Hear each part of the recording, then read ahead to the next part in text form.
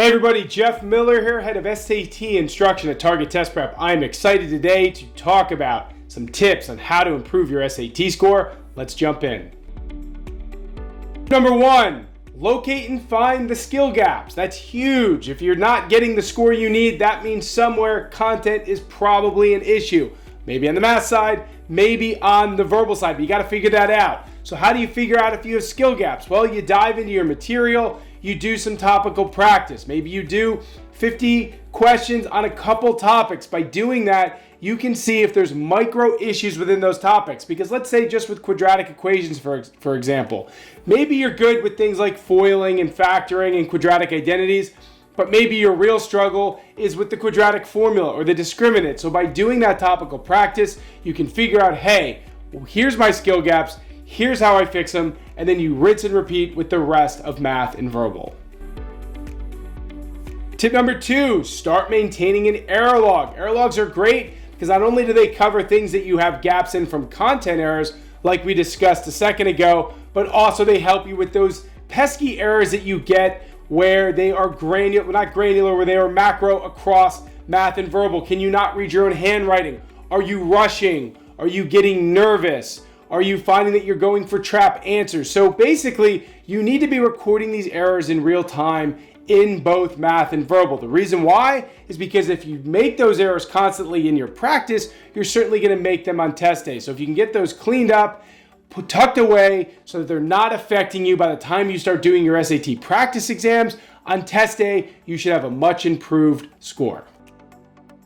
Number three, take a hard look at the results of your practice exams. I tell you this a lot. Try to take as many practice tests as you can. Save about a month, 6 weeks before your test. Take those tests, leave gaps in between, and heck, use the data from those tests. Leading up to the practice test phase, you're probably doing a lot of topical learning, maybe some mixed review sets and topical practice, but that practice test phase is chock full of data because you've learned all you need to up to that point. So when you get something wrong, you're gonna know, oh, this is a gap. If you get a percent change question wrong, look at why. Was it a careless error or do you really have issues with percent change? If you get some sort of word problem wrong, what's the gap there? Careless or real content error? So the point is, if you can examine those results, really dig in, you'll be able to find those weak areas and you'll be able to fix them before test day, which will likely improve your score.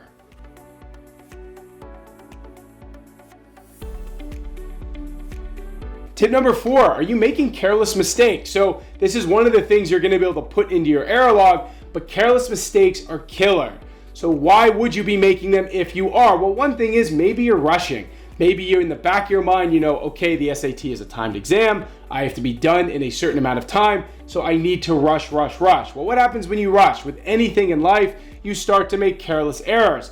Those careless errors will build up. You'll make them in math, you'll make them in verbal, and they're really gonna negatively impact your score. So what you need to do well before your exam, you need to sit down, think about how and when those are happening. Are you not focused on the problem at hand? Are you worried about the question before, the question after? If you are, get micro focus on exactly what's happening in any given moment. And secondly, don't rush right now.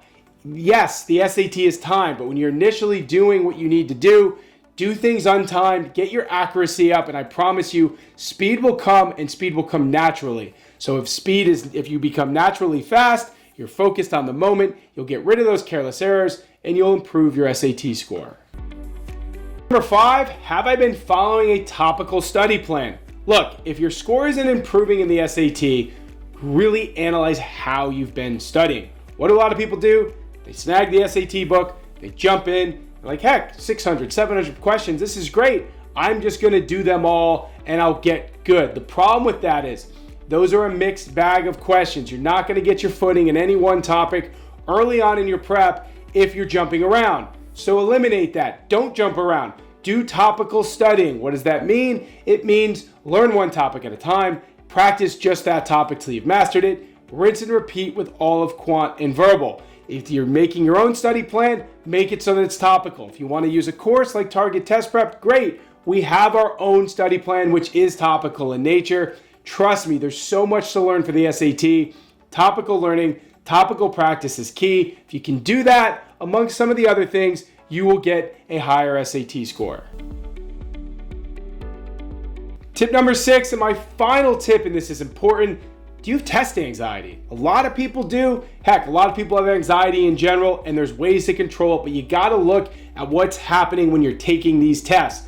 When you take your SAT, is the weight of the world on your shoulders? Are you thinking about deadlines that are coming in the fall? If you are, and that's affecting you mentally, you gotta take a step back and you gotta recognize, hey, first of all, I put in the hard work. I should be confident what I'm doing, and I've worked hard up to this point, so I need my knowledge to shine. Don't let the other stuff get in the way. If it does, you've got to take a step back and recognize, hey, I can retake the SAT if I need to. And in fact, try to walk into your exam with an I don't care attitude, which just means if something goes wrong, it's going to roll off your back and you're not going to be in a situation where you're super nervous and you're super tense. We have other videos talking about anxiety, but get that under control if you can, and that's going to be a huge boost to your SAT score. All right, everybody, I had a blast talking to you about tips to improve your SAT score. I hope you enjoyed today's video. If you did, leave comments. I'd love to hear them. And not just about today's video, leave comments on things you want to hear in the future. I'm happy to make them. Also, subscribe to our channel. And until next time, happy studying, everybody.